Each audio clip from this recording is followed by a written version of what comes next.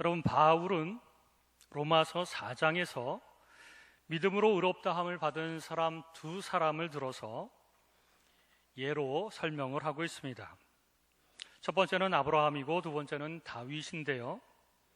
아브라함은 유대 민족의 기틀을 잡은 사람이고 다윗은 이스라엘 국가의 기틀을 잡은 사람입니다. 그래서 유대인들은 이 아브라함과 다윗을 가장 존경하고 가장 위대하다라고 생각을 하고 있습니다. 지난주엔 아브라함의 의에 대해서 설명을 드렸는데 오늘은 다윗의 의에 대해서 말씀을 나누고자 합니다. 여러분, 다윗이 누구입니까? 오늘날 이스라엘을 상징하는 문양은 다윗의 별인데 이스라엘 국기에도 이 별을 명확하게 새기고 있습니다. 다윗은 이스라엘 백성을 푸른 초장 잔잔한 물가로 인도했던 그런 위대한 지도자였고, 남과 북으로 이스라엘이 나눠져 있을 때 그 민족을 통일했던 왕이었고, 또한 노래와 악기 연주로 귀신들을 쫓아내고 또 백성들에게 위로를 주었던 위대한 음악가이기도 하였습니다. 뿐만 아니라 다윗은 위대한 시인이었는데 성경 시편에 수많은 시들이 다윗의 시입니다. 그래서 이스라엘 백성들은 그의 시를 읽으면서 상처를 치유받았고 고난의 역사를 그렇게 지나가는 중간에 참 많은 위로와 격려를 받으며 믿음으로 지날 수 있게 되었습니다. 참 위대한 사람이죠. 이 위대함 때문에 다윗이 하나님 앞에 의롭다함을 받은 것일까요? 이렇게 존경스러운 다윗도 그의 의와 그의 행위로만 하나님 앞에 설 수는 없었습니다. 다윗도 하나님 앞에서는 불법한 사람이며 죄인이었기 때문에 그렇습니다. 특별히 다윗이 우리아의 아내를 빼앗아 간음을 하고 그 사건을 덮기 위하여 우리아까지 전쟁터에서 죽인 사건,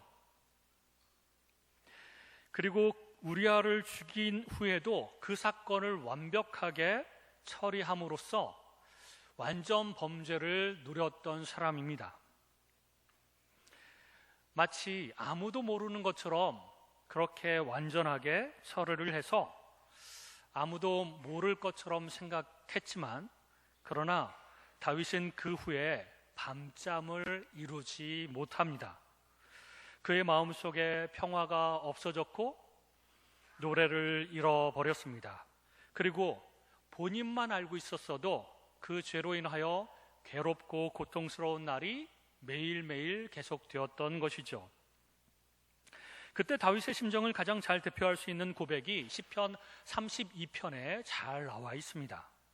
3절 말씀 보면 내가 입을 열지 아니할 때에, 그러니까 말없이 침묵으로 계속해서 그렇게 고독을 씹으면서 지냈던 것 같습니다. 그리고 이어서 종일토록 신음함으로 내 뼈가 쇠하였도다. 주의 손이 주야로 나를 누르시오니. 예, 신음하고요, 하나님이 손으로 그 자신을 누르는 것처럼 답답한 그런 마음을 느꼈을 것입니다. 그리고 내 진액이 빠져서 여름 가문의 마름같이 되었나이다, 이렇게 고백을 하고 있습니다. 자기 마음속에서 계속해서 경험하고 있었던 죄책감, 이 죄책감이 얼마나 컸는지에 대한 고백을 하고 있는 것이죠. 게다가 다윗은 감성적으로도 영적으로도 아주 민감하고 예민한 사람이었습니다. 그래서 죄를 짓고 나서도 죄책감 없이 무딘 상태로는 지날 수 없는 그런 사람이었던 것이죠. 이 고백을 통해서 다윗에게 죄로 인한 견딜 수 없는 마음의 안타까움과 내면의 갈등, 그리고 영혼이 점점 황폐해져 가고 또 육체적으로도 쇠약해져 가는 그 모습을 이 고백을 통해서 알 수 있습니다. 죄책감이 매일 매 순간 밀려올 때마다 신음했다.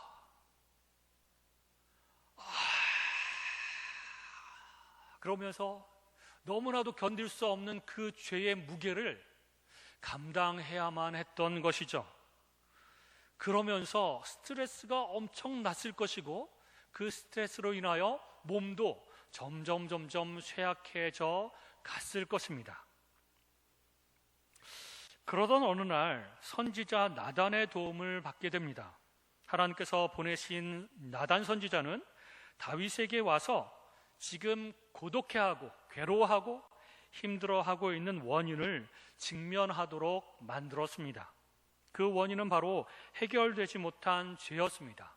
아무도 모를 것 같은 죄지만 해결하지 않으면 안 되는 그런 죄였던 것이죠. 그래서 나단이 비유를 통해서 그 죄를 정확하게 지적하자 다윗은 자기 죄를 자백하고 죄를 뒤집어쓰고 철저하게 회개했습니다.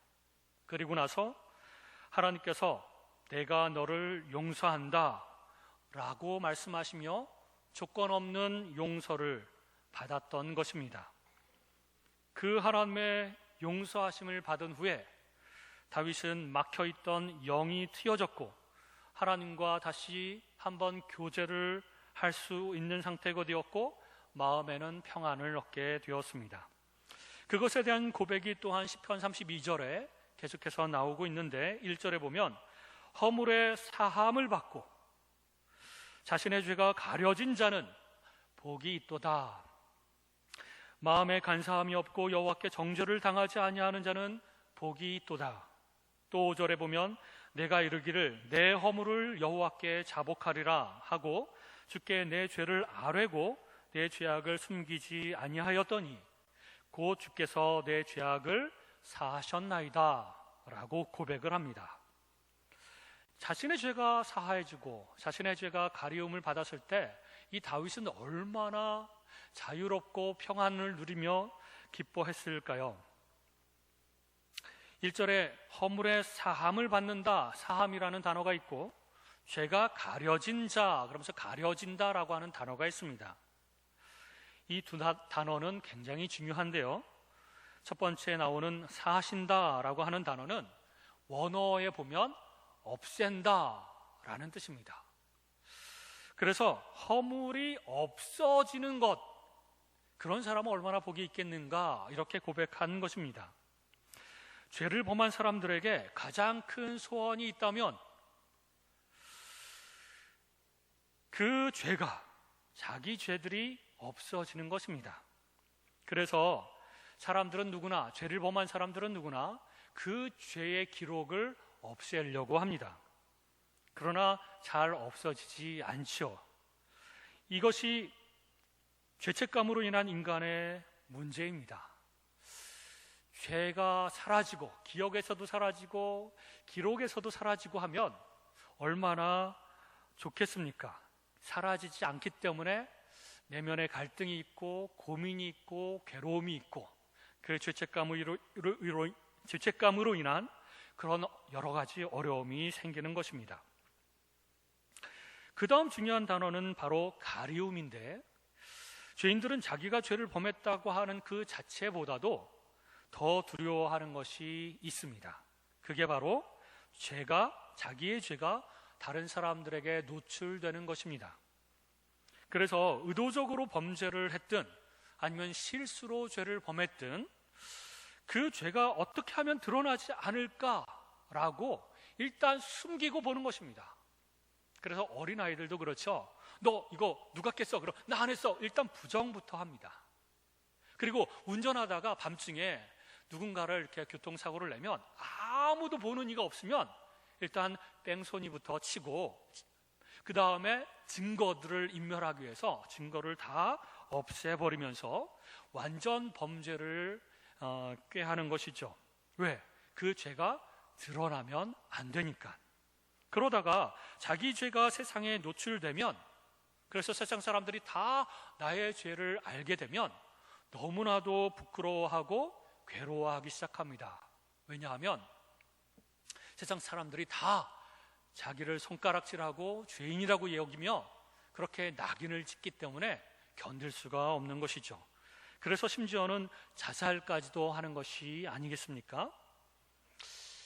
영향력을 끼치고 또 존경까지 받는 정치인들이 성스캔들이 나면 부끄러워 견디다가 결국에는 자살하는 경우가 많은 것도 이런 이유 때문에 그렇습니다. 그 죄 자체, 나 혼자만 알아도 그 죄가 좀 없어졌으면 좋겠다라는 마음과 그 죄가 드러나지 않으면 좋겠다, 아무도 몰랐으면 좋겠다, 이런 마음이 모든 죄인들, 모든 인간들의 한결같은 마음입니다. 여기 계시는 우리 모두는 사실 정치인들만큼 영향력이 크지 않아서 그렇지, 그래서 기자들이 들추어내려고 하지도 않고 검사들이 와서 모든 것들을 다 조사하고 작은 것까지도 다 들춰내는 그런 모습은 있지 않습니다. 그러나 만약에 기자들이 우리 한 사람 한 사람의 죄를 밝히기 위해서 조사하고 들추어낸다면, 계속 쫓아다니면서 모든 것들을 다 증거들을 수집하고 죄를 들추어낸다면 어떻게 될까요? 그리고 검찰들이 모든 조사들을, 그 권력을 다 행사해서 우리의 과거서부터 지금까지의 모든 죄악을 다 조사를 한다면 우리는 어떻게 될까요? 그리고 그 조사한 것을 많은 사람들에게 다 공개하고 그 많은 사람들이 알게 한다면 우리는 어떻게 될까요? 우리도 그들만큼 큰 죄악은 아니지만 그래도 인생에서 참 부끄러운 일들을 많이 했는데 그런 것들이 다 드러나게 된다면 부끄러워서 견딜 수가 없게 될 것입니다. 그리고 어떤 사람 하나가 나한테 찾아와서 과거의 내 잘못을 알고 있는 사람인데 그 사람이 나에게 대해서 손가락질하면서 당신 이 잘못했잖아 과거에, 또 얘기하고 또 얘기하고 또 얘기하고, 그러면 내 스스로가 그 잘못을 인정하고 내 스스로가 하나님 앞에 회개를 했다고 할지라도 우리는 너무너무 괴로워할 겁니다. 그 사람이 나를 만날 때마다 당신 나쁜 사람이야, 당신 과거에 이런 일을 했지, 당신 내가 알고 있어, 두 눈 똑바로 쳐다보고 있을 테니까 조심해, 계속해서 따라다니면서 그렇게 얘기한다고 한번 해보십시오. 얼마나 괴롭겠습니까? 저는 견딜 수가 없을 겁니다. 그나마 하나님께서 제 잘못을 많이 드러내지 않으셔서, 그래서 많은 사람들이 알지 못해서 그나마 숨쉬고 살 수 있는 것이지, 저의 모든 잘못들을 다 낱낱이 드러내시고 그것을 모든 사람들로 하여금 알게 하신다면 저는 부끄러워서 얼굴을 들고 다닐 수가 없을 것입니다. 그래서 여러분, 부부싸움 할 때 과거의 잘못까지 꺼내서 싸우면 전쟁이 일어납니다. 그래서 지금 잘못한 것 하나만 가지고 제발 좀 이 잘못은 고쳐달라고 요구하는 게 편하지, 과거에도 이랬잖아 그러면서 부부싸움을 하면요, 그 싸움이 걷잡을 수 없을 만큼 커집니다. 전쟁, 돌이킬 수 없는 전쟁이 되는 것이죠. 게다가 아까 제 잘못을 계속 지적하고 다니던 그 한 사람이 만약에 그걸 나한테만 지적하는 것이 아니라 다른 모든 사람들에게까지 전파하고 다닌다면 얼마나 힘들겠습니까? 그런 일들이 만약에 직장에서 일어난다면, 그래서 직장 사람들이 다 알게 된다면 우리는 직장을 그만두고 피할 것입니다. 교회에서 그런 일들이 일어난다면 교회를 떠나가게 될 것입니다. 만약에 우리가 살고 있는 동네에서 그런 일이 일어난다면 우리는 그 동네를 떠나게 될 것이고, 어쩌면 우리나라를 떠나서 저 먼 타국에서 살아가게 될지도 모릅니다. 그 비난과 그 정죄와 손가락질을 어떻게 견디면서 살아갈 수 있겠습니까? 그 실수와 잘못과 죄는 절대로 사라지지 않고 가리울 수도 없고 꼬리표처럼 항상 따라다닙니다.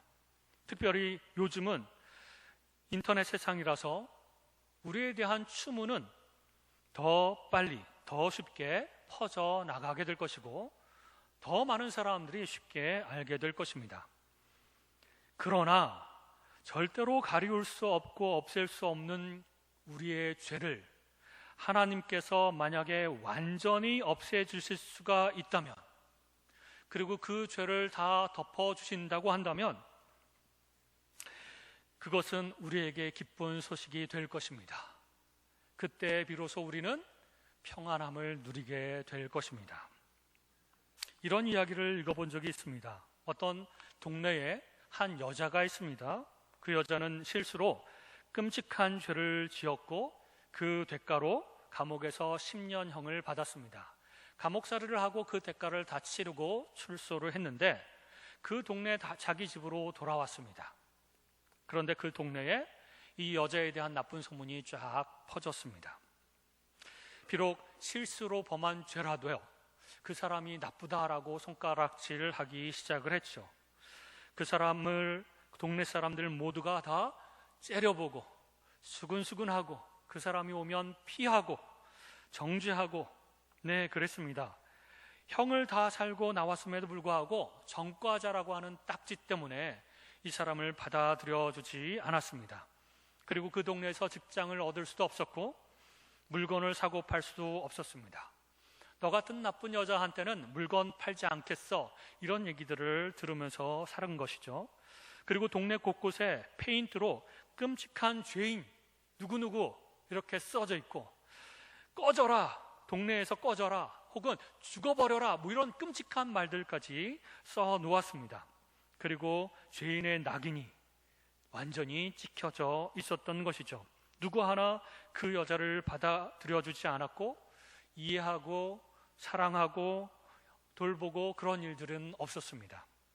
조롱하고 욕하고 돌을 던지기만 했습니다. 그때 그 동네에 지주이면서 가장 큰 영향력을 끼치는 한 남자가 있었습니다. 그 동네 대부분의 땅이 이 사람 거고, 그 동네 대부분의 사업이 이 사람 거고, 그 동네 사람들은 이 사람의 의지에서 살아가는 사람들인데, 이 남자가 이 여자에게 다가오기 시작했습니다. 대화를 걸고 또 이 사람을 이해하려고 하고, 그러면서 이 여자를 보호하기 시작했습니다. 사랑하기 시작했습니다. 그리고 결국에는 이 여자와 사랑에 빠져 결혼하였습니다. 그랬더니 이 남자의 영향력이 너무나도 커서 그 마을에 사는 누구도 이제부터는 다시는 이 여자에 대해서 이러쿵저러쿵 떠들 수가 없게 되었습니다. 오히려 이 여자에게 와서 그동안 했던 비난에 대해서 잘못했다고 용서하는 사람까지 생겼습니다. 여러분, 이 이야기를 들으면서 생각나는 게 있지 않습니까? 하나님께서 우리에게 하신 일입니다. 이것이 하나님께서 우리에게 하신 일입니다. 사탄은 참소자이죠. 우리의 과거서부터 지금까지 모든 죄악을 사탄은 다 알고 있으며 우리에게 끊임없이 지적하며 너는 나쁜 사람이고 죄인이고 너는 가망성이 없는 사람이야 라고 지적을 합니다. 그리고 그것을 다른 사람에게까지 다 들추어서 소문내고 다니는 존재이죠. 사탄뿐만 아니라 우리의 잘못을 알고 있는 주변의 사람들도 마찬가지로 그렇게 할 것입니다. 그러나 하나님께서는 우리를 사랑하시고 용서하시고 우리 죄를 다 덮어주시는 분이십니다. 그리고 하나님께서는 이 남자와 같이 누구도 이제부터는 이 사람의 죄에 대해서 이런 방구하지 말지어다, 언급하지 말지어다, 이렇게 선언하십니다. 내가 용서하고 내가 다 덮은 이 죄를 다시는 들추어내지 말지어다, 이렇게 이야기하시고 선언하신 것입니다. 감사한 일이죠. 구약시대 이스라엘에선 대속죄일에 대제사장은 두 가지 일을 행했습니다. 첫째는 양이나 염소 한 마리를 선택하여 이 동물의 머리에 손을 얹고 안수를 합니다. 모든 백성들의 죄가 이 동물에게 전가될 수 있도록 기도를 합니다. 그래서 모든 백성들의 죄가 이 속죄양이나 이 염소에게 옮겨진다는 상징이죠. 그리고 나서 이 양이나 염소를 광야에 보냅니다. 잘 안 가고 다시 동네로 돌아오려고 하면 막 돌을 던지기도 하면서 쫓아보냅니다. 모든 죄를 지은 백성들은 그 장면을 보고 있습니다. 그리고 그 동물이, 염소나 양이 그거를 이제 아사셀 염소, 아사셀 양이라고 하는데, 그 아사셀이라고 하는 뜻은 멀리 보내다, 사라진다, 이런 뜻입니다. 그렇게 보내고 그 염소가 점점 작아지고 점점 작아지다가 점처럼 작게 보이다가 결국은 보이지 않게 될 때에 이 백성들이 막 박수를 치면서 환호를 합니다. 이건 무슨 뜻일까요? 우리의 모든 죄악이 다 사라져버렸다, 가버렸다. 그런데 안타까운 것은 이 동물은 어떻게 될까요? 길을 잃고 헤매고 그러다가 결국 굶어 죽거나 아니면 사나운 짐승에게 잡아먹혀 죽겠죠. 그러나 이것을 통해서 하나님께서 너희들의 죄악을 다 없애버리겠다, 사라지게 하겠다, 멀리 가버리도록 하겠다, 이런 의미로 하나님께서는 속죄일에 이런 일을 하라고 하십니다. 그래서 세례 요한은 예수님을 처음 봤을 때 이 아사셀 양에 비유하여 예수님을 가리켜 이렇게 이야기합니다. 보라, 세상 죄를 지고 가는 하나님의 어린 양이로다. 예수님께서 우리의 죄악을 지시고 다 우리의 죄악을 떠안고 우리 죄를 용서하시고 우리 죄를 없이 하신 것이죠. 대제사장이 하는 또 다른 일은 번제인데, 번제단 앞에서 양을 각을 떠서 목을 치고 양 네 다리를 자르고 배를 가릅니다. 그리고 모든 내장을 다 꺼내고 피는 따로 받아서 그 피를 가지고 그 모든 몸은 다 번제 불로 태워버리고 그 피를 취해서 성소를 거쳐서 지성소로 들어갑니다. 그리고 지성소 안에 있는 언약궤 앞에 서게 되는데, 이 언약궤는 나무 상자인데 그 안에 인간의 범죄를 상징하는 세 가지 물건이 들어 있습니다. 그리고 그 언약궤를 가리켜 시은소 혹은 은혜의 보좌라고 불렀습니다. 대제사장은 그 어린 양의 피를 그 언약궤 위에 뿌리는 것이죠. 예수님의 희생의 피를 우리 죄악을 덮는 것으로 사용하십니다. 하나님의 은혜로 하나님의 백성의 죄악을 용서하시고 덮어 달라는 것이죠. 그래서 우리의 죄는 예수 그리스도의 보혈로 덮여버렸습니다. 그래서 예수님의 피로 인하여 하나님은 우리의 죄를 생각지도 않으시고 사라졌다라고 선언하시는 것입니다. 여러분, 성경에 바나바라고 하는 인물을 아십니까? 바나바라고 하는 인물과 발음이 비슷해가지고 좀 혼동하는 이제 분들이 있는데, 바라바는 강도였습니다. 강도 바라바. 빌라도가 예수님과 바라바를 세워놓고 군중에게 누구를 풀어주기 원하느냐라고 얘기를 했습니다. 죄수 한 명을 풀어줄 수 있는 그런 날이었는데, 대제사장의 지시를 받은 군중들은 죄가 없는 예수님 대신 살인하고 또 밀란을 일으킨 바라바를 풀어달라고 바라바 바라바 그러면서 외쳤습니다. 밀란이 일어날 것 같은 그런 분위기에서 빌라도는 어쩔 수 없이 죄가 없는 예수님을 십자가에 못 박아 죽이라고 말하고 그리고 그 강도요 살인자인 바라바를 풀어주라고 명령합니다. 그래서 바라바 대신 예수님이 십자가 상에서 돌아가신 것이죠. 그 후에 전승에 의하면 이 바라바는 나중에 회개하고 예수님을 믿었는데, 크게 깨달은 것은 내가 바로 십자가 상에서 죽어야 됐었는데 그때 나 대신 예수님이 죽으셨구나라고 하는 것을 깨달았다는 것입니다.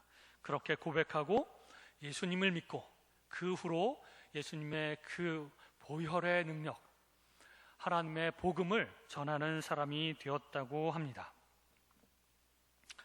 끔찍한 죄인, 살인, 강도, 이 사람도 예수님께서 대신해서 죽으셨습니다. 재미난 이야기가 있는데요, 일본에는 미션 바라바라고 하는 단체가 있다고 합니다. 일본 야쿠자들 중에서 회심한 이들이 만든 단체라고, 선교 단체라고 합니다. 그래서 이 일본 야쿠자들이 개종하고 예수님을 믿고 이제 착한 사람이 됐지만 이 몸도 막 무지막지하고 문신도 있고 한 사람들이 또 다른 야쿠자들을 전도하면서 오토바이를 타고 다닌다고 합니다. 일본에서. 그리고 그들은 오토바이를 운전하면서 전도하러 갈 때 바라바라바라바 뭐 이러면서 다닌다는 설이 있습니다. 왜냐하면 자기네 선교단체 이름이 바라바, 미션 바라바니까. 예, 우스운 얘기죠. 사실은 야쿠자 같은 사람들은 아주 끔찍한 사람들이 아닙니까? 살인을 밥 먹듯이 하고 폭력을 행사하고 사람들을 괴롭히고 그런 사람들도 예수님을 믿고 하나님께 회개했을 때 하나님께서는 그 죄를 용서해 주실 뿐만 아니라 그 죄를 다 덮어주시고 없는 것처럼 여겨주신다는 것이죠. 죄를 많이 지은 바라바도 죄를 많이 지은 야쿠자들도 하나님께서는 은혜로 용서하시고 그분의 자녀로 삼아주시는 분이십니다. 그러므로 우리도 주님을 믿는다면 우리도 우리의 모든 죄를 용서해 주실 뿐만 아니라 들추어지지 않도록 덮어주십니다. 들추어지지 않을 뿐만 아니라 그 우리의 죄악을 참수하지 못하도록 하나님께서는 사탄을 명하여 쫓아내시고 더 이상 내 자녀들의 죄악을 들추어내지 못하도록 명하십니다. 그것은 우리들에게도 마찬가지입니다. 네가 다른 사람의 죄악이나 잘못이나 실수를 알고 있다고 하더라도 그것을 정죄하거나 들추어내지 말라. 왜? 하나님이 심판자로서 이미 그렇게 용서하기로 결정하셨고 하나님이 심판자이시지만 사랑으로 그 죄악을 덮어주셨기 때문에 더 이상 거론하지 말라. 이것이 우리에게 하신 말씀입니다. 누군가가 아무리 밉고 과거에 그 잘못 때문에 내가 상처를 받았다고 할지라도 그 죄악을 계속해서 드러내는 것은 들추어내고 정죄하고 또 얘기하고 하는 것은 하나님이 원하지 않는 모습입니다. 물론 우리 자신의 상처를 위해서도 용서하는 것이 필요하고 하나님께서 다루시도록 내어드리는 것이 필요하고 우리는 더 이상 그 과거의 잘못들을 들추어내서 사람들을 공격하고 정죄하고 비난하는 일을 멈춰야 되는 것입니다. 그래서 하나님께서 죄를 덮으셨기에 여러분들 가운데 혹시 죄책감으로 아직도 다윗처럼 힘들어하고 한숨을 쉬고 그리고 고통 가운데 그렇게 빠져서 신음하고 마음에 평안이 없고 즐거움이 없고 그렇게 사신다면 다윗처럼 하나님 앞에 모든 죄악을 다 고백하시기 바랍니다. 회개하시기 바랍니다. 철저하게. 그러면 하나님께서 이렇게 말씀하실 것입니다. 내가 너의 모든 죄악을 다 용서하였다. 그리고 그 죄악을 다 덮겠다. 이렇게 말씀하시는 은혜를 누리시게 될 것입니다. 그리고 마음의 평안을 누리고 하나님과 다시 한번 교제를 나누고 그리고 기쁨으로 즐거움으로 살아가시기 바랍니다. 또한 다른 사람들의 죄악도 하나님 들추지 않겠습니다. 하나님이 그 다른 사람의 죄악을 다 아시고 다루시고 하나님께서 알아서 해주십시오. 하나님, 이미 내 마음 가운데서 다 용서한 것 다시 들추어내지 않게 해주십시오. 그리고 그 사람을 괴롭히지 않도록 하나님 도와주십시오. 그 사람도 죄 지은 것 때문에 얼마나 괴롭겠습니까, 여러분? 근데 우리가 가서 계속 지적하고 계속 얘기한다면 그 사람은 얼마나 또 괴로워하면서 밤잠을 이루지 못하고 힘들어하겠습니까? 하나님, 저도 하나님의 은혜처럼 그 사람에게 은혜를 베풀게 하시고 지적하지 않게 하시고 덮어주게 하여 주옵소서. 다시는 거론하지 않도록 하나님 그렇게 살 수 있도록 은혜를 베풀게 하여 주옵소서 라고 기도하며 주님 앞에 나아가는 저와 여러분이 되시기를 주님의 이름으로 축원합니다.